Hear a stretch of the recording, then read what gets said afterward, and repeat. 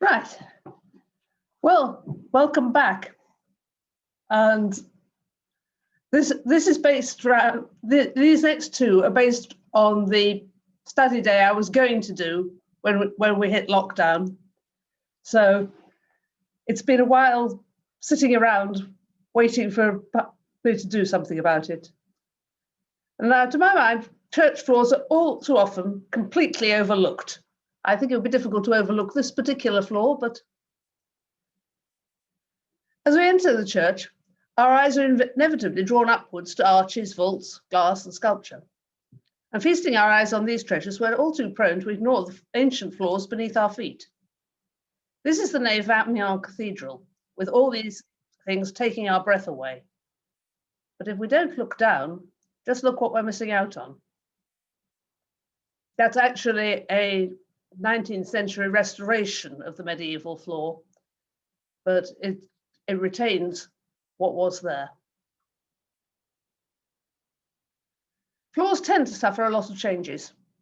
Slabs have been inserted and changing fashions have a massive impact, with old paving swept away in favour of patterned marble floors and encaustic tiles. Worn pavements can be ruthlessly replaced. Nevertheless, a good deal of medieval flooring does remain, even though it's only a fraction of what there once was. Sometimes the new floors are inadequate compensation, but often they have their own fascination. They may reveal the changing shape of the building, as here at Durham, where you can see the outline of the old apse in the paving, and the varying uses to which it's been put, and the ideas behind its use. Whenever you see a random rug on a church floor, move it and have a look underneath. Often they're there to protect something, as here in the sanctuary at Wensley. I would also add, always put the rug back after you've finished looking. From monumental brasses composing the chancel floor at Cobham in Kent to early Minton towers at St Mary's, Shrewsbury, I've come to find flooring absolutely fascinating. Perhaps it's because as an archaeologist, I got into the habit of always looking at the ground. Also, in archaeology, floors are frequently all that survives. I can't hope to do more than scratch the surface, but I hope I can at least encourage you to look where you put your feet. And today I want to look at what floors are made of and how they were constructed. So we start with the most basic of all materials for floors, earth, the ground on which the church is built. These earthen floors were probably very common, especially in village churches, but survival to the present day is a rarity and is usually only revealed by excavation. These floors would probably have been made with cob, a damp mix of soil, straw, and gravel, or broken stone. It would be spread over a flat bed of rubble and smooth level. When it was dry, it would be trodden firm by as many people as could be assembled. A quick way of making a smooth, firm floor at very little cost. A rare survivor is the trampled earth floor in the 11th century crypt at Lastingham.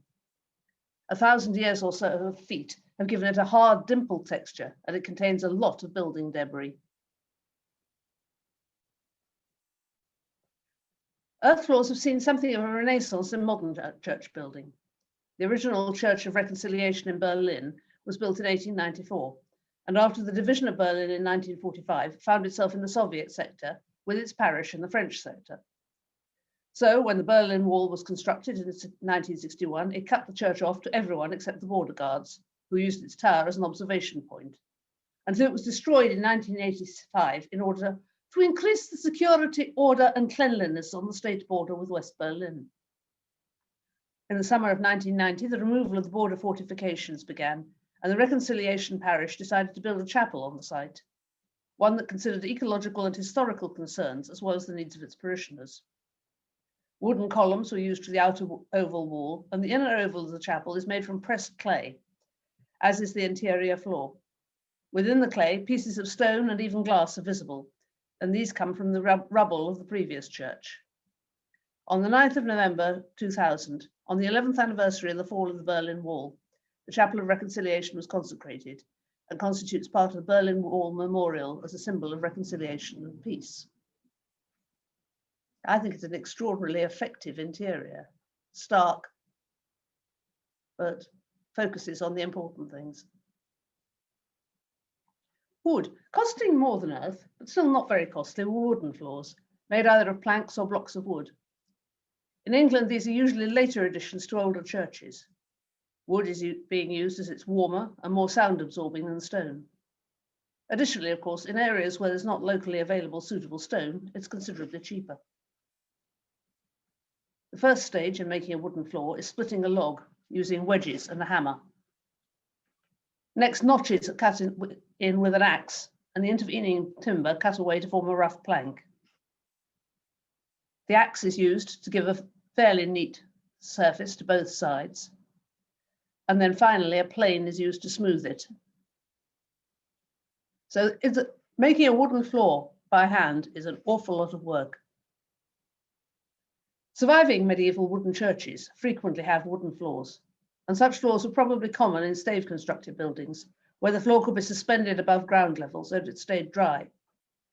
This floor at Torpor Church in Norway shows the huge scale of the planks that we used. They're enormous. And of course, in a church that's not on the ground floor, wood is the obvious material to use. This is the church known as Our Dear Lord in the Attic in Amsterdam. It was created in the 1660s as an illegal and hidden Catholic church on the upper stories of a merchant's house, and clearly expected a much larger congregation than the immediate household. The house itself, while built of brick, is constructed on wooden piles, and clearly the upper floors needed to be wood to be as light as possible. Now today, while the house is a museum, the church continues in use, now entirely legally, but still as a Catholic church. However, it was in the 19th century, with the increased popularity and affordability of parquet flooring in the domestic context, that decorative wooden flooring really took off in churches. In this Suffolk church, and I've been unable to locate it more than that it's in Suffolk, I got this photograph from the company who actually did the work. The restoration of a Victorian wood block floor has picked out the contrasting pattern of oak and elm wood blocks to great effect. I think it's absolutely stunning. You can see this photograph was taken while the work was still in progress. This 1885 herringbone floor in St. James's Church in Twickenham is remarkably substantial. Seen here undergoing restoration, the blocks are a good 2 inches thick and laid on a bed of sand. The finished and restored floor now looks good for another 100 years or so. Most parquet floors are considerably thinner than this and give trouble rather sooner than this one did. We now move on to stone. It's by far the commonest material for stone for church floors. It can range from very basic paving in the local stone to superb jigsaws of exotic and colourful marbles. Very often, their stone floors are remarkably self-effacing. They blend seamlessly with the stone of the walls, and unless they're full of monuments, you simply don't notice them. An example is here at St. Lawrence's, Bradford-on-Avon. Apart from the threshold between the chancel and the nave, the floor just vanishes from sight. One of the great survivors is the floor of Chichester Cathedral nave, which retains almost 40% of its 12th century Purbeck paving. It also contains several ledger stones inserted into an earlier floor, some of which have been moved there from the choir. Ledger stones are flat, incised commemorative stones, and are among the oldest and most common monuments. They became increasingly common in the later Middle Ages. More prestigious and expensive were the stones with inset brasses, which first appeared in the 13th century, of which in many cases only the stone settings now remain. After the Middle Ages, ledger stones proliferated and can now be seen in huge numbers. Manor-Defi Old Church in Pembrokeshire is a small medieval church which has remained largely untouched since the 18th century. The floor throughout is of the local slate, highly practical as the church lies close to the River Teifi and in past times was very prone to flooding. As a result, a coracle was always kept by the door so that worshippers could be ferried back to dry ground if it proved necessary. Nowadays, the river is managed so the church no longer floods, nor is it used, being under the care of Friends of Friendless Churches, but the coracle remains. In areas where slate is quarried, you'll often find the porch floored with end-on slate squares. Here, the broken slates, which are an inevitable part of slate production, are turned into strips about 4 inches long and set in mortar or cob, in square blocks running in opposing directions. This made a very cheap, but at the same time hard-wearing and non-slip flooring, very useful in porches. This example is at St. Materiana's Church in Tintagel. The sanctuary is also floored with end-on slate, while the rest of the chancel is floored with large pieces of slate, rather more conventionally. At Westminster Abbey, the nave was paved with both Purbeck marble and Purbeck stone between 1510 and 1517. Much of this important late medieval floor remains, though it's been punctured by a number of monuments to national figures in what is, after all, a national church. In the choir, the diamond pattern of the nave is echoed, and this is thought to be a conscious echoing of the other floor. The black and white checkerboard pavement in the choir of Westminster Abbey was laid in the 1670s and influenced Christopher Wren, who laid a similar floor in St. Paul's. In the 18th century, stone floors became a major feature of the neoclassical churches then fashionable. In the chapel of St. Peter and St. Paul in the Old Royal Naval College, naval motifs reflect the building's original purpose as a place of worship for the inhabitants of the Royal Hospital for Seamen. In the centre of the black and white marble floor, there is a ship's anchor, and the rope design along the edge of the pews is said to match exactly the diameter of the anchor cable of a first-rate ship of the line. Developing this fashion, Scott paved the choir of Ripon Cathedral with a variety of contrasting marbles in a simple and very formal pattern, which provides interest but not distraction from the formal worship that surrounds it. The Church of Christ the Consoler at Skelton-cum-Newby is a very different matter. Here, the floor area surrounding the font is a mass of brightly coloured and expensive stones imported from all over the world, and more designed to show off wealth than to aid in worship or appeal to a sense of beauty. In Iona Abbey, the 20th century floor is made up of a random paving of cleft pieces of the local schist, with no attempt to organise colour or shape at all. The result is one of my favourite church floors anywhere, just because of the beauty of the stone. The slightest sunshine, and the stone reflects the light in a stunning wave-like effect. I can never see too much of that floor. As brick became readily available, it became a durable and attractive material for church floors. The medieval brickmaker would choose clay that was located just under the topsoil to minimise the hard work of digging it. This clay was dug out during the autumn and exposed to the weather so that the freeze-thaw cycle of the winter could break the clay down and allow it to be worked by hand. In the spring, the clay was then able to be worked. It was placed in a soaking pit where it was mixed with water to obtain the right consistency for moulding. This was needed with the hands and feet to mix all the elements of the clay together. This step was called tempering or pugging and was the hardest work of all. The clay was removed from the soaking pit and delivered to the moulding table. An assistant would prepare a lump or clot of clay for the brick moulder, who would stand at the moulding table for 12 to 14 hours a day, and with the help of his assistants could make several thousand bricks a day.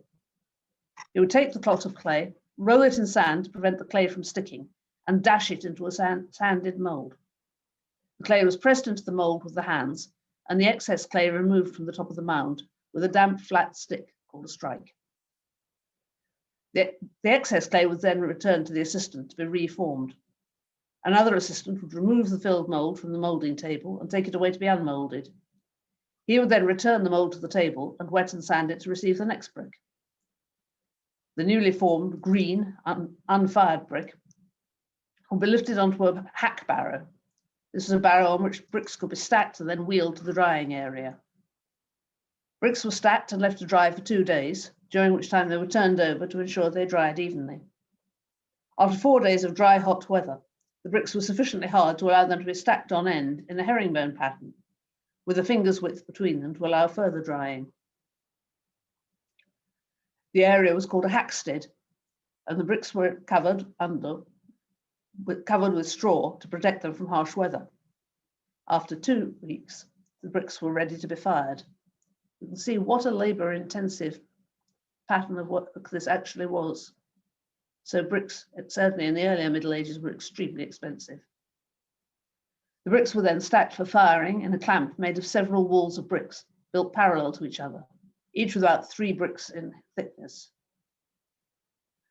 At a height of about 2 foot, the walls were joined by corbelling courses into one large stack with small air spaces between the bricks. The stack could be built up to a height of 8 to 10 feet, constructed entirely of raw bricks, stacked in such a way to act as their own kiln.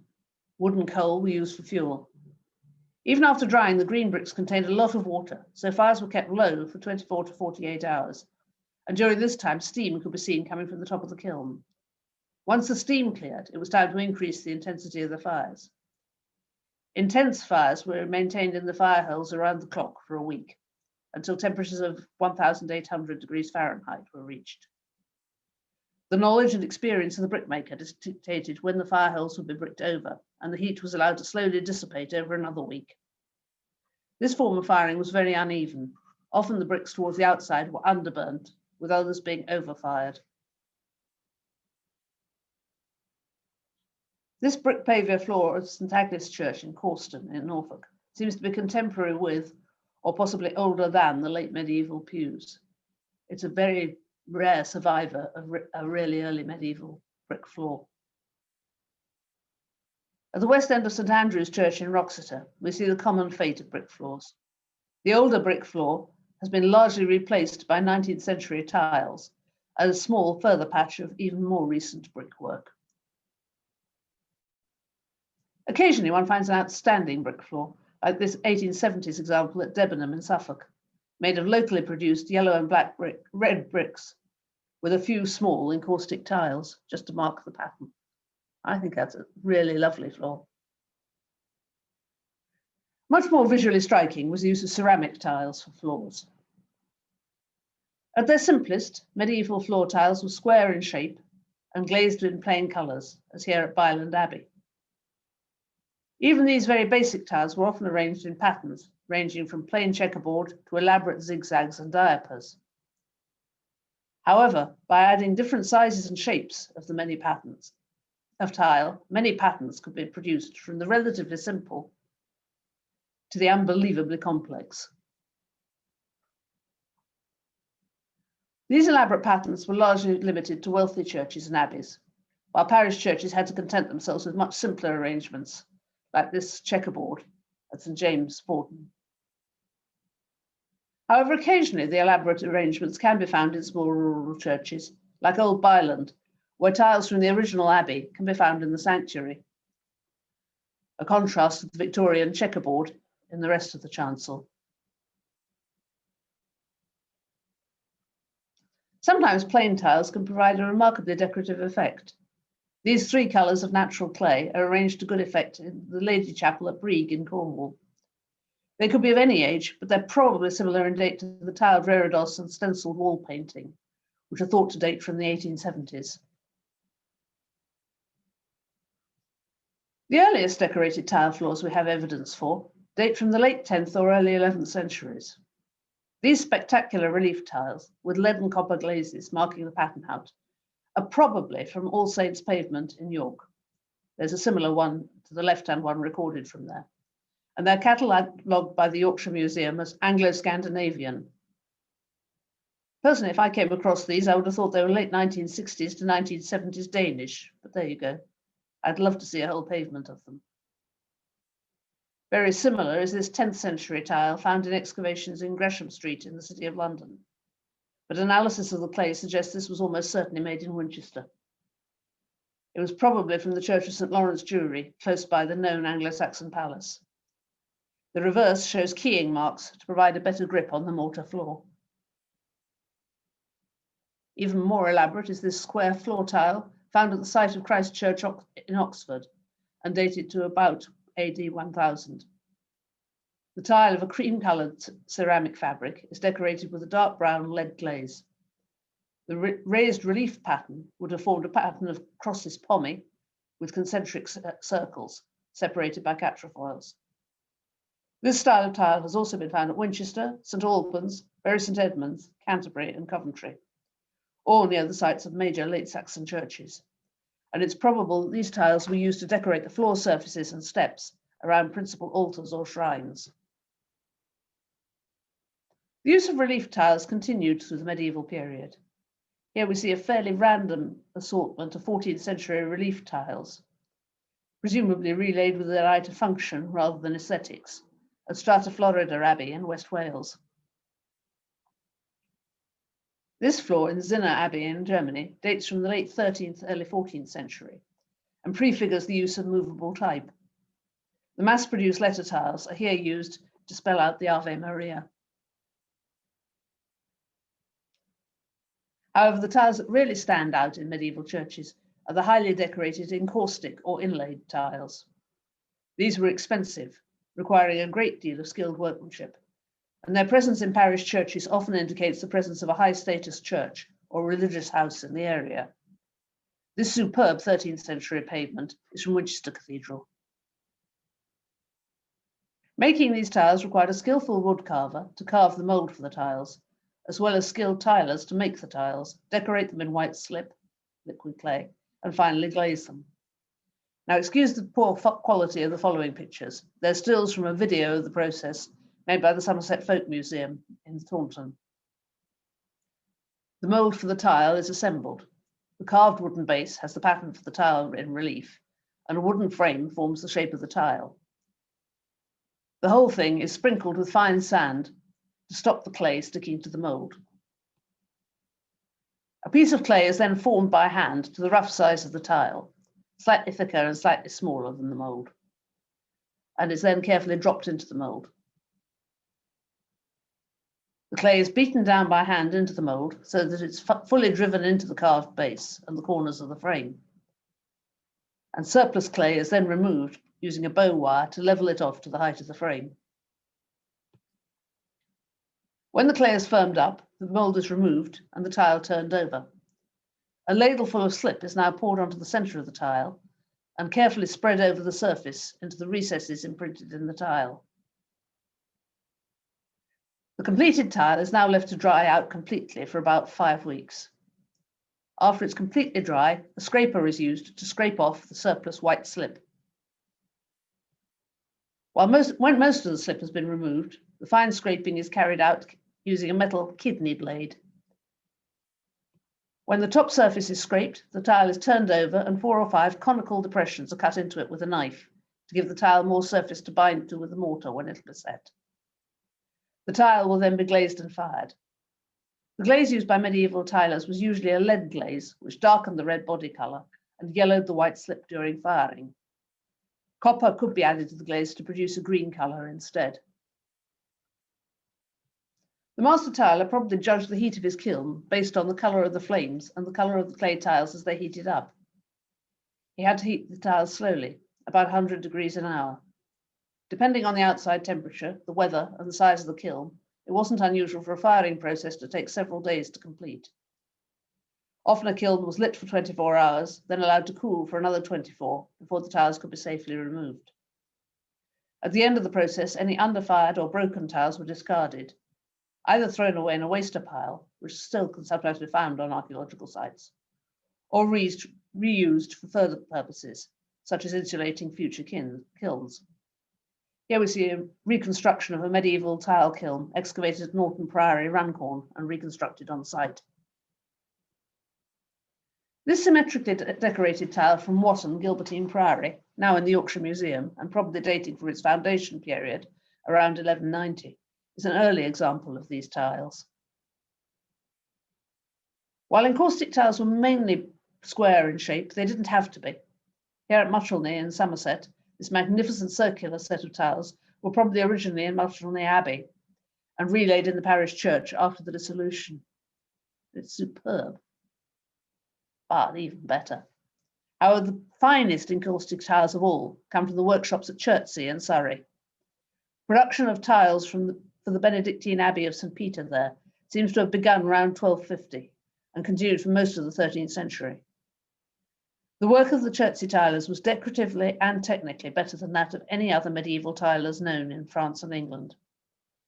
Probably the designs were drawn by one of the king's painters, based on manuscript illustrations, and were then carved into wooden blocks by a master carver. Earlier tiles included individual pictorial roundels, such as this set, showing a fictional battle between Richard I, the Lionheart, and Saladin, now in the British Museum. On this Chertsey tile in the V&A collection, the roundel and its border pattern are not separate pieces of ceramic, but a part of a single tile. It shows a fantastic creature with 4 legs, a pronounced spine, and a long tail. It's apparently depicted as if seen from above and looks to the left. The surrounding area is filled with well-executed foliage. This tile is very similar to other tiles associated with Chertsey Abbey, showing the labours of the month and the signs of the zodiac. And it's been suggested that this beast represents Scorpio. It's also been suggested the extreme detail of tiles like this was achieved using a metal mould rather than one of carved wood. I must say the cross-hatching on that suggests to me a metal mould. The tiles from Chertsey Abbey form part of a group of related tiles, which include those still in situ in the chapter house of Westminster Abbey, such as these spectacular heraldic tiles, showing the arms of England, flanked by centaurs and wyverns, as well as some from Winchester and Hales Abbey in Gloucestershire. From the late 13th century until the dissolution of the monasteries, encaustic tile making became more widespread. Tile makers were often itinerant, building kilns near the religious establishments they supplied. But they also established permanent kilns in many places, including Borsey in North Norfolk and Coventry. It's thought that the dissolution saw the end of such tile making in Britain, as there's little evidence for further decorative tile making after the mid-16th century. These early 16th century tiles were found at Southern de la Berre, but were probably made in Hales for Abbot Anthony Melton. They show his name, abbatial mitre and crozier, and his rebus, a meal tun. The initials A and M stand both for Ave Maria and the abbot's initials, and the H is presumably for Hales. To look at spectacular floor tiles without breaking your back, you need to go to Great Malvern Priory in Worcestershire. Its collection of medieval tiles is among the largest of any parish church, and over the years the ones that were on the floor have been migrated to the supporting walls of the chancel. Produced locally in kilns a few hundred yards from the east end of the priory, there would originally have been over 50,000 tiles, completely covering the floor and adorning some sections of the walls. About 100 different designs survive, dating from between 1450 and 1500. Here is a late 15th century tile from Great Malvern bearing the name of the tiler who made it, Willer. And another bearing instructions to pilgrims to give their money to the church now rather than making a bequest in their wills, since once you're dead, you can't control what will happen. Now, nice fundraising effort. Incidentally, while most of the products of the Great Malvern workshop were used in the immediate area, some were sold further afield and ended up with St. David's Cathedral. Medieval tile floors inevitably get worn and damaged, as can be seen in this picture of a tiled floor at Strata Florida Abbey Church. Winchester Cathedral has the largest area of 13th century inlaid tiles still in their original position in England. The tiles became very worn from continued visitor traffic and daily cathedral life, and in many areas the original glaze wore away entirely. A decision to conserve and restore the retrochoir pavement was taken, and the existing tiles were conserved, while Diana Hall was commissioned to replicate 9 original designs to replace a number of 19th and 20th century plain tiles, which had been laid during previous building and restoration. And the decision was made, in my view quite rightly, to make no pretense that these were medieval tiles, that they were in their as-new condition when they were laid. So it does give an idea of what how bright that floor would originally have been. In the 1830s, Samuel Wright started experimenting with medieval tile reproductions, but ended up selling his business to Chamberlain & Co in Worcester and Herbert Minton in Stoke. Chamberlain started production right away, but Minton continued to refine the tile-making process, building a special kiln. He won several prestigious commissions, including the Temple Church in London and the Palace of Westminster.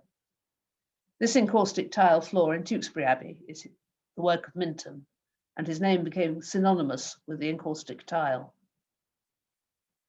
The industrial scale of production of encaustic tiles made by the Minton process meant they were no longer solely accessible to the great churches and cathedrals, but even a small village church like Morton in Dorset could afford a spectacular floor like this.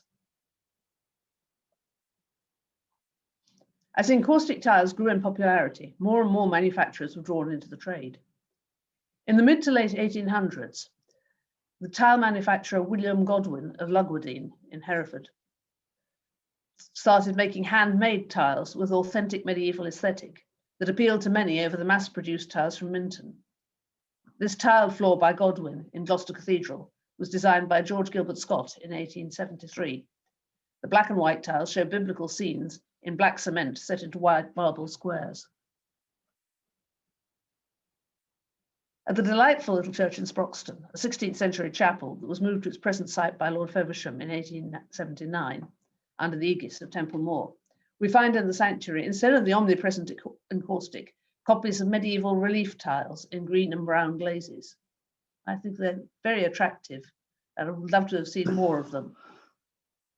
On a completely different vein is the spectacular painted majolica tile floor of the Chiesa di San Michele in Anacapri in Campania, Italy. Every inch of it is covered with a grand scene showing the expulsion of Adam and Eve from the Garden of Eden, in a lush setting surrounded by trees and plants and all types of animals. This wonderfully preserved floor dates from 1761. Really quite extraordinary. We move to mosaic. Now, mosaic's a pattern or image in which each component element is built from small rectangular or irregular pieces of stone, glass, or ceramic, held in place by plaster or mortar, and used from the Roman period onwards. The earliest mosaics actually come from Mesopotamia in the 3rd millennium BC and became widespread in classical times. Early Christian basilicas were decorated with mosaics, and mosaic art flourished in the Byzantine Empire from the 6th to the 15th centuries. It largely fell out of fashion in the Renaissance, but was revived in the 19th century. This detail from the mosaic floor of the chapel of St. Helena in the Church of the Holy Sepulchre was made by the 20th century Israeli artist Hava Yofi. I love that ark, I think it's wonderful. From the very earliest churches, mosaic has been used to create extraordinary decorative floors, and mosaicists have been regarded as some of the most skilled and sought-after craftsmen. This is the working area of a mosaicist studio in Ravenna. A mosaic floor is a complex construction. Before you can contemplate the mosaic element, the floor itself must be constructed. Traditionally, a bottom layer is made up of large pieces of stone or brick, packed well together. Over this comes a mixture of lime and rubble, beaten down hard to a depth of about 9 inches. Above this comes a layer of lime mixed with small pieces of brick. And finally, the setting bed, a layer of fine mortar made with lime and powdered brick, in which the tesserae themselves are held. The artist then draws every element of his design onto the wet setting bed with a stylus. Rulers and compasses would have been used to set out the elaborate patterns of the floors, and time could be taken as the lines can take weeks to fully set. He then uses pigments to mark the design out on the bed. And then the whole design is coloured to act as a guide for his selection of tesserae. These colours will not be visible in the final mosaic. Tesserae were made of stone and sometimes of glass. To make them, the artist used a hammer and a chisel-like blade set in a heavy wooden block. Using these 2 tools, it's possible to split even solid chunks of stone like marble. And there he is at work. Tesserae of the right size and colour are selected and laid in order on the setting bed. They may be further split into tiny pieces to add detail to the pattern. And gradually the picture emerges. The whole mosaic is then ground down with pumice stone to ensure an even finish to the surface. This is what that mosaic is based on, a fragment of 5th century Byzantine mosaic floor from Syria, showing a man leading a giraffe, now in the Art Institute of Chicago. A large, almost complete Roman mosaic was discovered at Hinton St Mary, Dorset. It covered 2 rooms, joined by a small decorated threshold, and on stylistic grounds has been dated to the 4th century. The panel in the larger room is 17 by 15 feet, and a central circle surrounds a portrait bust of a man in a white pallium, standing before a Cairo symbol, generally identified as Christ. On each side of this, there are 4 lunettes, each featuring conventional forest and hunting vignettes, mostly of a dog and deer.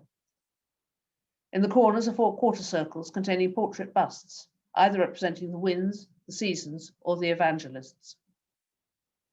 The panel in the smaller room is 16.5 by 8 feet and consists of a central circle containing an image of Bellerophon killing the chimera. This has been interpreted in a more Christian context as representing good defeating evil.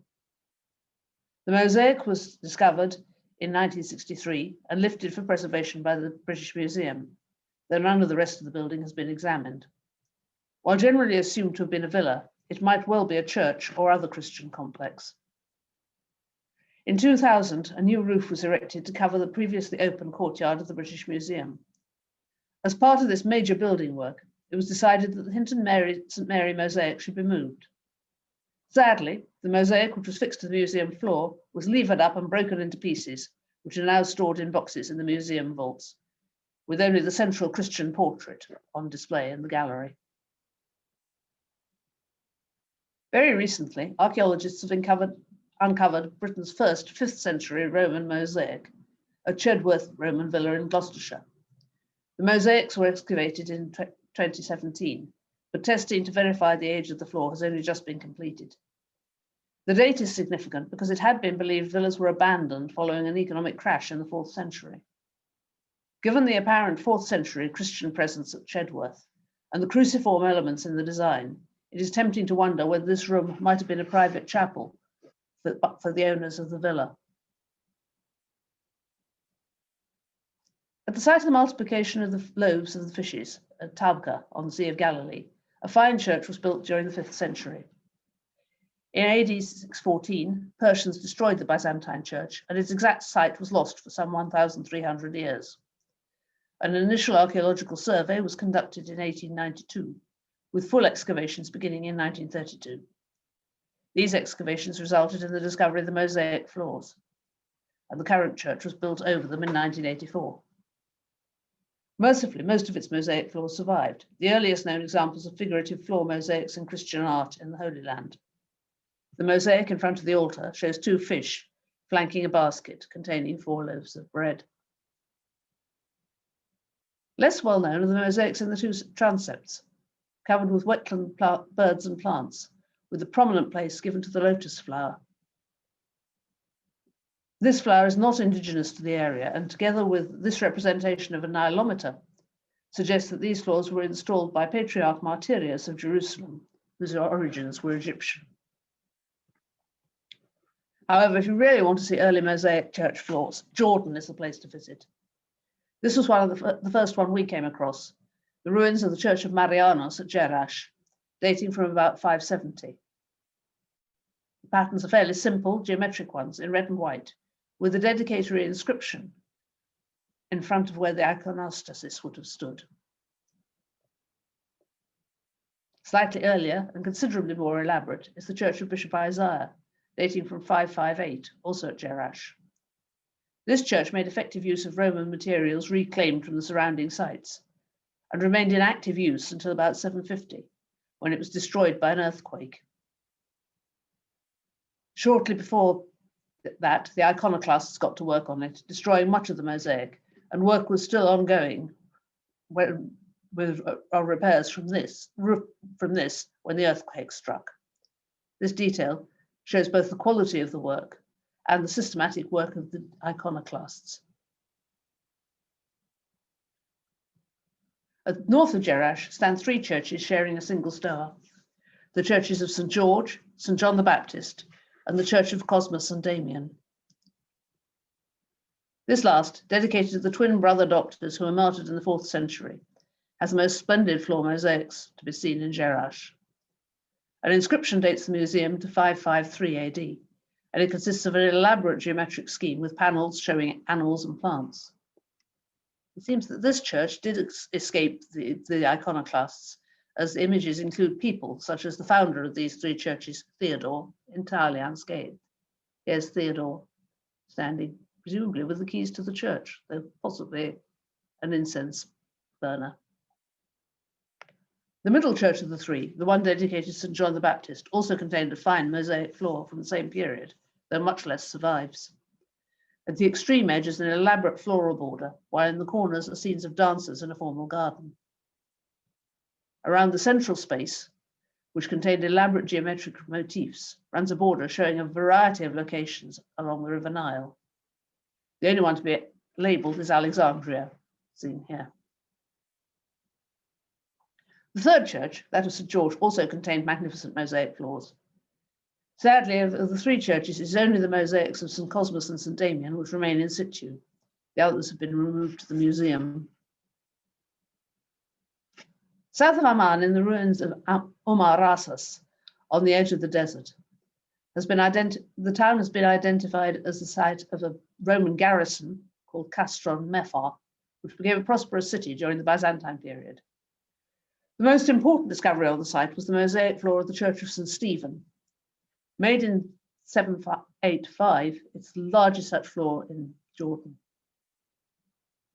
On the central panel, hunting and fishing scenes are depicted, while another panel illustrates the most important cities of the region, including Philadelphia, Madaba, Jerusalem, Nablus, Caesarea, and Gaza.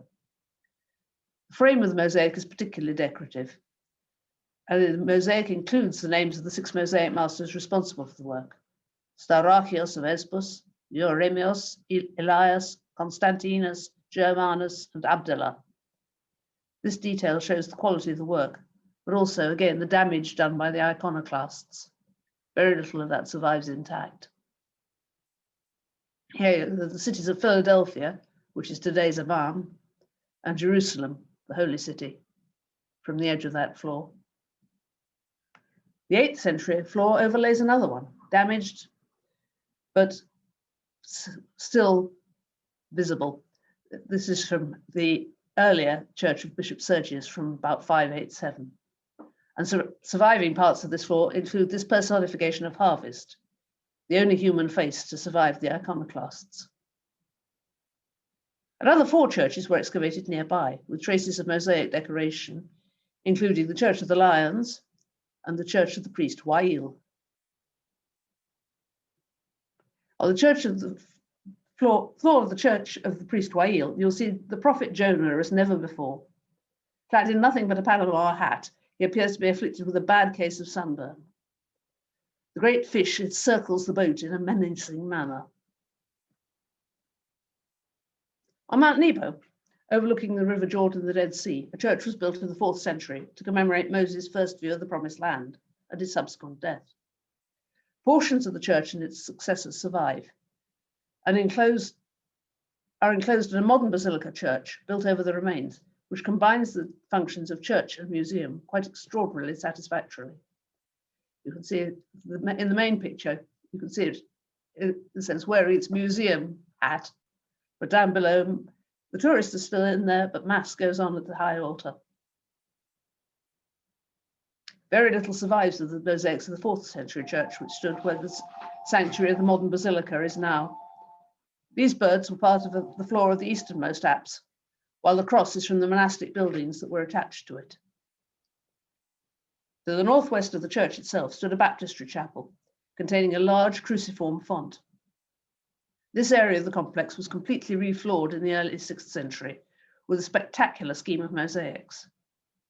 The entrance area at the west end of the chapel is covered with a pattern of flowering crosses, surmounted with an inscription which gives the names of the mosaicists: Sol, Kayum, and Elias. The main floor space is taken up with a superb carpet-like area, showing interactions between men and animals, and surmounted by a dedication inscription, telling us the renovations were done by Bishop Elias in 530 AD. Finally, the area around the font is decorated with geometric patterns, with interlace around the font itself. The central panel is one of the most spectacular mosaic floors in any church, and one of the best preserved of its period. It shows 4 views of men in their dealings with animals. At the top, we see them fighting, more or less as equals. Next, men are using horses and hounds to hunt them, including a very small and helpless-looking elephant. The next picture shows a pastoral scene. The farmer surveys his flocks as they raid his fruit trees. And finally, two men, one from Africa and one from Asia, lead equally exotic animals captive, presumably for the circus or the emperor's private zoo.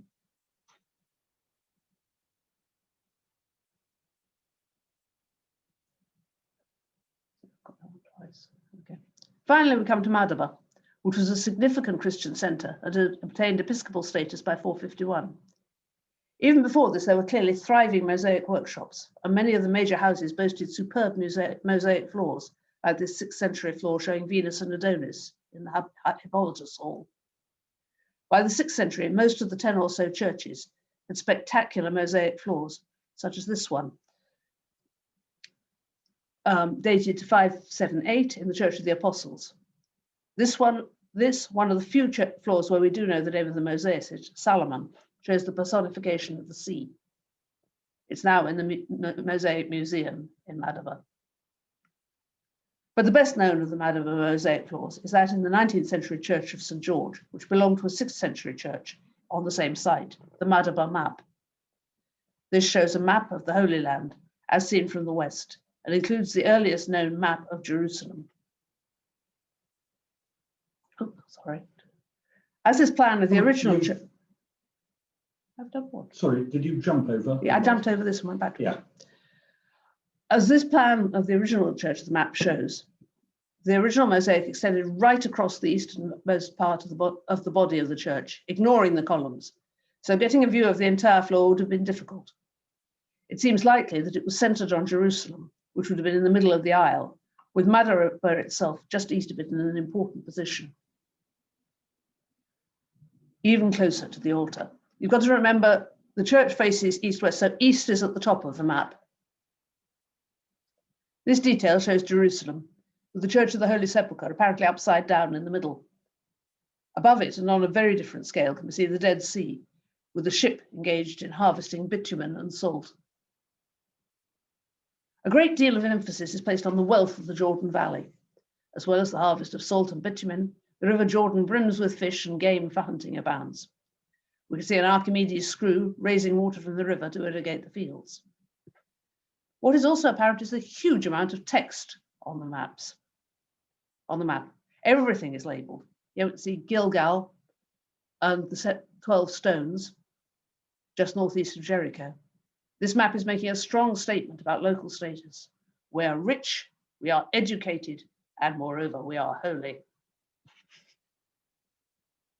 Moving on to the 19th century, the influence of these early topographical floors can clearly be seen in the Chancel of Studley Royal, which portrays the New Jerusalem. Here we see the sights of Jerusalem as it would have been seen by the 19th century pilgrim. The Holy Sepulchre, Golgotha, the Temple, the Dome of the Rock, and the Church of the Resurrection. Another spectacular modern mosaic floor spreading through most of the church is this black and white masterpiece of Bishop Wilton.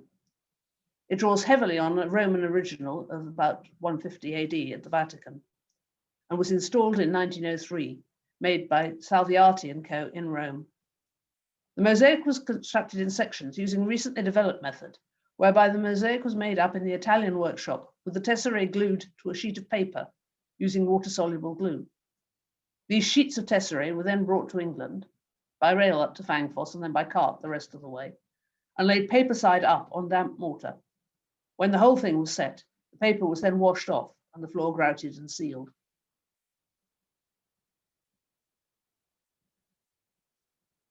Opus sectile is an art technique popularized in the ancient and medieval Roman world, where materials, usually expensive stone, were cut and inlaid into walls and floors to make a picture or pattern.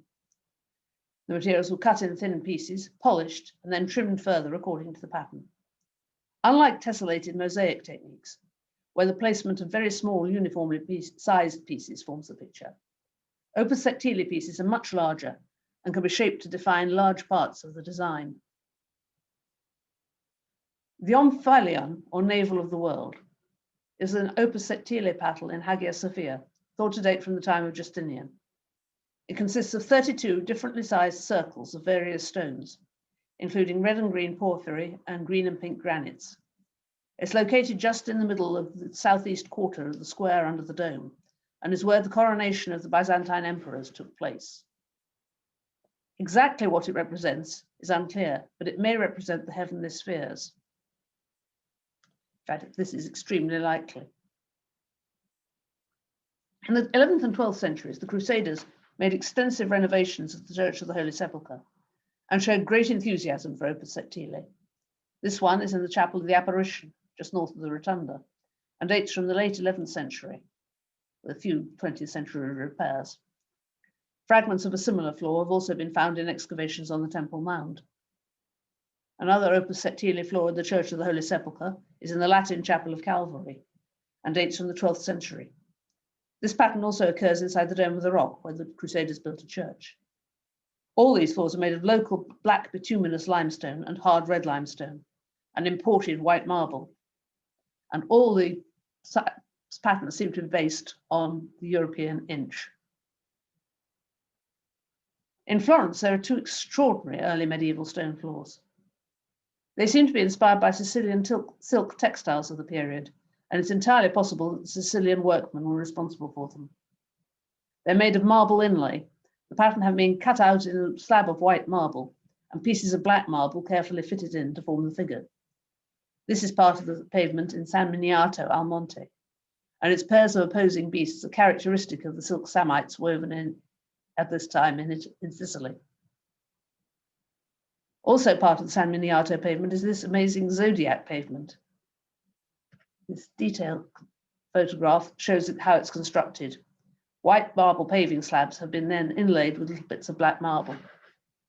Extraordinary, labor-intensive work.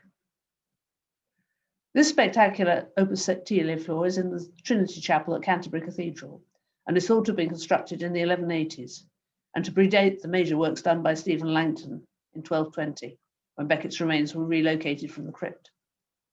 It makes use of Purbeck marble and an unusual pink marble from the Meuse area of Belgium, together with large amounts of green and purple porphyry, and is almost certainly the earliest use of porphyry in England.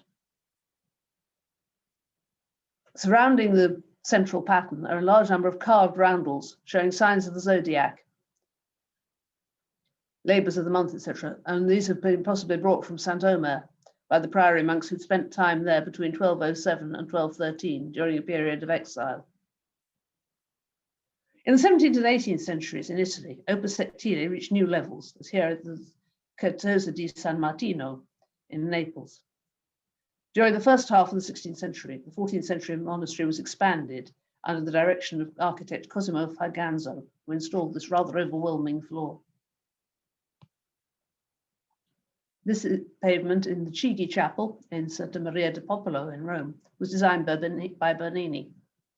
The white and grey marble pavement has a geometric pattern corresponding with the decoration of the dome. In the centre, there is an inlaid Opus Sectile roundel surrounded by a frame of stylized roses and oak leaves. A winged skeleton is lifting the coat of arms of the Chigi family, symbolizing the triumph of the family over death. There is a scroll with a Latin inscription under the figure, Mors ad Caelos, meaning through death to heaven. And the capital letters in the inscription add up to the date of the beginning of the reconstruction in Roman numerals, MDCL, 1650. And the roundel was actually executed in 1653.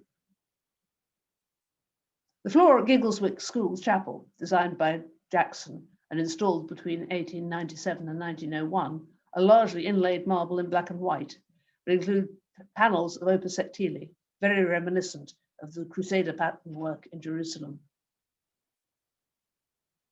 We now move on to Cosmati paving, which is, in a sense, the subset of Opus Sectile.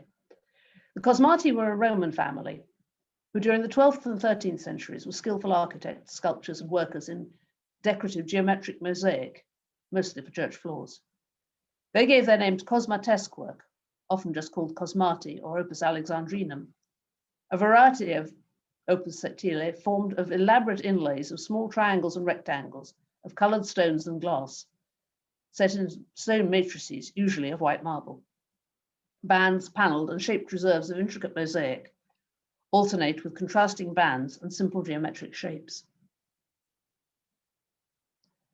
Lorenzo Cosmati, the first of these craftsmen, was taught by Greek masters, but early in his career, his style evolved into a decorative architectural mosaic.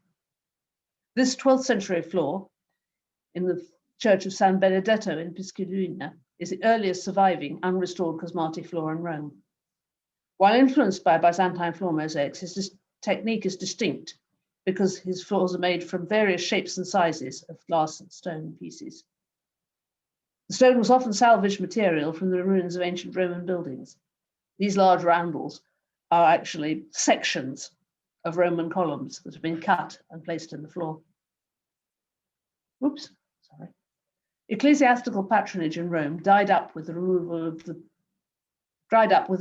of the papacy to Avignon in 1305. And by the time the curial court had returned and the ensuing schism had been settled 100 years later, the craft tradition had largely lapsed. However, the technique did continue to be used, as in the spectacular 15th century comatesque floor in St. John Lateran, Rome. However, Cosmati floors are not limited to Italy, though that's where they're the most common. When Henry III decided to establish Westminster Abbey as the chief royal church in 1245, his reworking of the Abbey church was centered around the provision of a spectacular shrine for Edward the Confessor. Central to the new building was an apsidal structure divided by a screen. East of the screen was St. Edward's Shrine, chapel, designed to become a royal mausoleum, while to the west stood the high altar and the sanctuary, a spectacular stage for the coronation of monarchs. This plan shows this area hedged around by royal tombs, many of them coated with Cosmati work and floored throughout with Cosmati pavements. All those patches of bright yellow are the Cosmati pavements that survive. Prior to this time, Cosmati work was practically unknown in England, but it seems that Abbot Richard de Ware journeyed to Rome in 1258 and stayed there for at least 2 years. It's thought that when he returned, he brought Italian craftsmen with him, with the aim of making his abbey a beacon of innovation. This aerial view shows the 17th century checkerboard floor of the choir, the sanctuary floor of Henry's rebuild, the opus sectilia floor around the altar of the 19th century restoration, and the St. Edward Chapel with its Cosmati floor now under carpet to protect it, because the floor there is in extremely poor condition. The Cosmati pavement in the sanctuary forms an elaborate stone carpet for the stage set for the coronation ritual, and seems to show an ordered universe with the earth at its center. And this is one of the reasons I said that I think it's very likely that the Omphalion in Hagia Sophia did show the circles, the heaven and earth, circles of stars. It seems to be a very similar theme. They're both coronation things. Here, inscriptions actually make that meaning fairly clear. So detailed, isn't it? In recent years, a lot of conservation work has been done on the pavement, and the entire floor recorded in detail, both in photographs and in paintings. The painting of the central area of the sanctuary floor shows up two unique features. One, the whole thing is set in grey Portland marble rather than the usual white marble, and the other, the inscriptions in individually cast Latin Lombardic letters set into the stone bands around the edge of the floor and the central circle. They're very difficult to see on this, but believe me, they're there, and a unique feature. Finally, coming down to earth with a bump, we turn to less dramatic materials. So-called Anglo-Saxon concrete is made of tightly packed gravel, limestone, mortar, and daub, with a few big blocks of stone around the edges. While it might not be up to Roman standards, this stuff is pretty tough and easily withstands the full force of a mattock, so speaks the archaeologist, even though being in the ground for a millennium. This kind of stone, mortar, gravel concoction was actually a pretty common Anglo-Saxon building material, used for two main purposes: to repair or prolong the life structures that were originally built straight onto the ground with timber posts and no foundations, or to create a base for the construction of a brand new building. It's been found at 8th century sites like Lindisfarne, Hartlepool, Whitthorne, and Whitby, being used to shore up existing wooden buildings, as well as to prepare the way for newer, more heavy-duty buildings. This photo shows the Lindisfarne find, which aligns with two medieval churches, which stood on Anglo-Saxon foundations. As the absence of post holes implies this concrete floor is a new build, it seems likely that this building is the third church on the site. Anglo-Saxon concrete can also be found forming the stairs in the 11th century stair turret at St Mary's Broughton in Lincolnshire.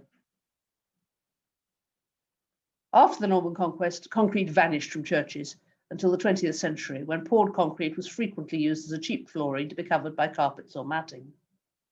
However, more recently, with techniques such as polishing, cutting, staining, and stamping, it's revealed surprisingly decorative qualities, as is shown by these photos of new floors installed in and around American churches. Terrazzo is a composite material consisting of chips of marble, quartz, granite, or other suitable material, mixed with a binder either of cement or polymer. Metal strips often divide sections or changes in color or material in a pattern. Additional chips may be sprinkled onto the mix before it sets. After it's cured, it is ground and polished smooth or otherwise finished to produce a uniformly textured surface. In the 15th century, marble workers in Venice used odd-sized marble pieces that were thrown away in the production of marble slabs as a cheap version of a marble floor. The form of terrazzo used today derives from the 18th century pavimento alla veneziana, Venetian pavement, and the cheaper seminato. In the first of those, workers very carefully place metal fragments next to each other in a mortar base, while in the seminato, the workers simply tossed chips into the cement that was then ground and polished. Together, these methods create the generic form of terrazzo that involves pieces of stone that are bonded in a cement bed. Here is a Venetian craftsman laying out the pattern of a terrazzo floor. And here is the final result. This is a 16th century terrazzo floor in the Doge's Palace in Venice. Terrazzo spread through Europe and America during the 19th century, but didn't become popular until the 1920s, as hand polishing with a long-handled tool called a galera made it expensive, and temperature stress made large areas fragile. Two inventions resulted in its rise in popularity: divider strips and the electric grinding machine.